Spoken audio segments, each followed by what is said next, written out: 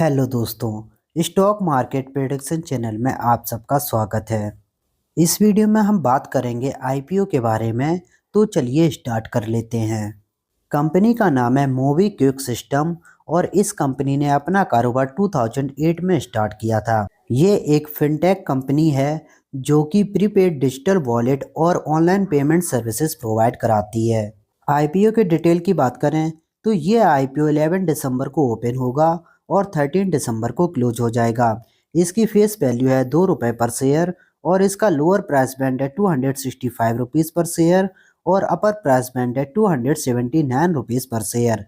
दोस्तों, अगर कभी भी आप आईपीओ में अप्लाई कर रहे हो तो फिर आपको हमेशा अपर प्राइस बैंड पे अप्लाई करना चाहिए, क्योंकि अगर आईपीओ ओवर सब्सक्राइब होता है तो फिर हमेशा अपर प्राइस बैंड को ही अलॉटमेंट मिलता है। और अगर इसके लॉट की बात करें तो इसके एक लॉट में 53 शेयर होंगे और अगर इसके इशू की बात करें तो फिर दोस्तों इसका टोटल इशू है 573 करोड़, जिसमें कि पूरा का पूरा फ्रेश इशू है। मतलब कि ये 572 करोड़ ये पूरा का पूरा कंपनी के पास जाएगा और ये कंपनी बीएसई और एनएसई दोनों पे लिस्ट होगी। आईपीओ के टाइमलाइन की बात करें तो ये आईपीओ 11 दिसंबर वेडनेसडे के दिन ओपन होगा और 13 दिसंबर फ्राइडे के दिन क्लोज हो जाएगा। इसका बेसिक ऑफ अलॉटमेंट होगा 16 दिसंबर मंडे के दिन। और अगर आपको ये आईपीओ अलॉट होता है तो फिर आपके डीमैट अकाउंट में इसके शेयर 17 दिसंबर को क्रेडिट हो जाएंगे। और अगर आपको ये आईपीओ अलॉट नहीं होता है तो फिर 17 दिसंबर के दिन ही आपको रिफंड मिल जाएगा और 18 दिसंबर के दिन एक और कंपनी शेयर मार्केट में लिस्ट हो जाएगी। और अगर इसके रिजर्वेशन की बात करें तो इसमें क्यूआईबी को 75% ऑफर किया गया है, रिटेल को 10% ऑफर किया गया है और एचएनआई को 15% ऑफर किया गया है।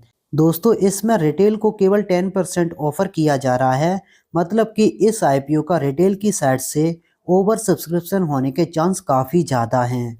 और अगर लॉट साइज की बात करें तो अगर आप रिटेल में मिनिमम कैटेगरी में जा रहे हो तो फिर आपके 14,787 रुपीस लगेंगे और अगर आप रिटेल कैटेगरी में मैक्सिमम के लिए जा रहे हो तो फिर इसमें आपके टोटल 13 लॉट होंगे और इसमें आपकी टोटल इन्वेस्टमेंट 1,92,231 रुपीस होगी। और इस आईपीओ में 10 दिसंबर को एंकर इन्वेस्टर की बिडिंग होगी, तो फिर हमें 10 दिसंबर को ये पता चलेगा कि इस कंपनी में कौन कौन से एंकर इन्वेस्टर इन्वेस्ट कर रहे हैं। और इस आईपीओ का रजिस्ट्रार लिंक्डइन टाइम है, मतलब कि लिंक्डइन टाइम की वेबसाइट पे हमें इस आईपीओ के अलॉटमेंट का पता चलेगा। और दोस्तों, अगर इसके फाइनेंशियल चेक करते हैं तो ये इस कंपनी के consolidated profit and loss account है। दोस्तों, बाकी जितनी भी फिनटेक कंपनी है जो अभी मार्केट में लिस्ट हैं वो ज़्यादातर लॉस मेकिंग है। तो फिर हम एक बार चेक कर लेते हैं क्या ये कंपनी लॉस मेकिंग है या फिर ये कंपनी अच्छे प्रॉफिट बना रही है। अगर हम 2022 की बात करें तो इस कंपनी की टोटल इनकम थी 5,432 मिलियन, जो कि 23 में हो गई 5,611 मिलियन और 24 में हो गई 8,903 मिलियन। अगर हम देखें तो 2024 में इसके इनकम में काफ़ी अच्छी ग्रोथ देखने को मिली है। और अगर एक्सपेंसेस की बात करें तो 2022 में इसके टोटल एक्सपेंसेस थे 6,586 मिलियन, जो कि 23 में हो गए 6,170 मिलियन और 2024 में हो गए 8,530 मिलियन। अब हम चेक कर लेते हैं क्या इस कंपनी ने किसी एक्सेप्शनल आइटम का एडजस्टमेंट किया है। तो दोस्तों, इस कंपनी ने किसी भी एक्सेप्शनल आइटम का एडजस्टमेंट नहीं किया है। तो अब हम डायरेक्टली आ जाते हैं इसके प्रॉफिट पे।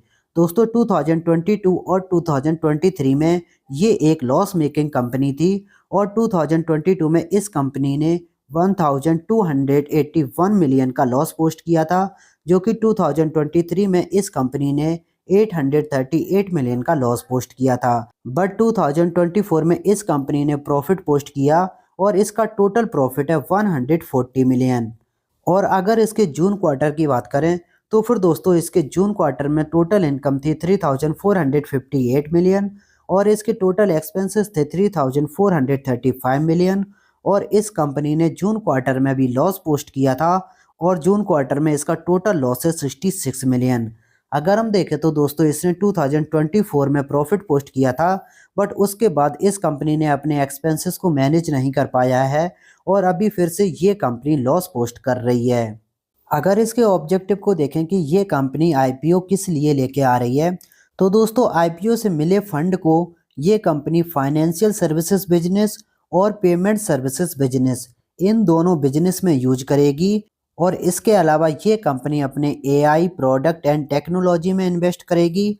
और इसके अलावा ये कंपनी इस फंड का यूज पेमेंट डिवाइस बिजनेस में करेगी। और लास्ट है जनरल कॉरपोरेट पर्पस।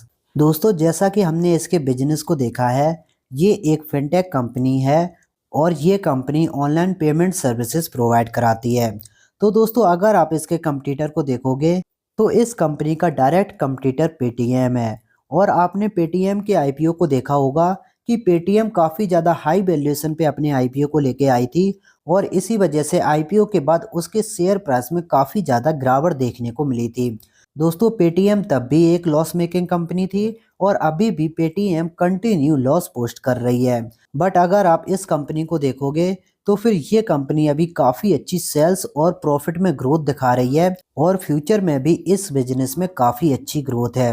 तो दोस्तों अगर आप इस कंपनी में लॉन्ग टर्म के लिए जाना चाहते हो तो फिर ये कंपनी लॉन्ग टर्म में भी काफ़ी अच्छे रिटर्न दे सकती है।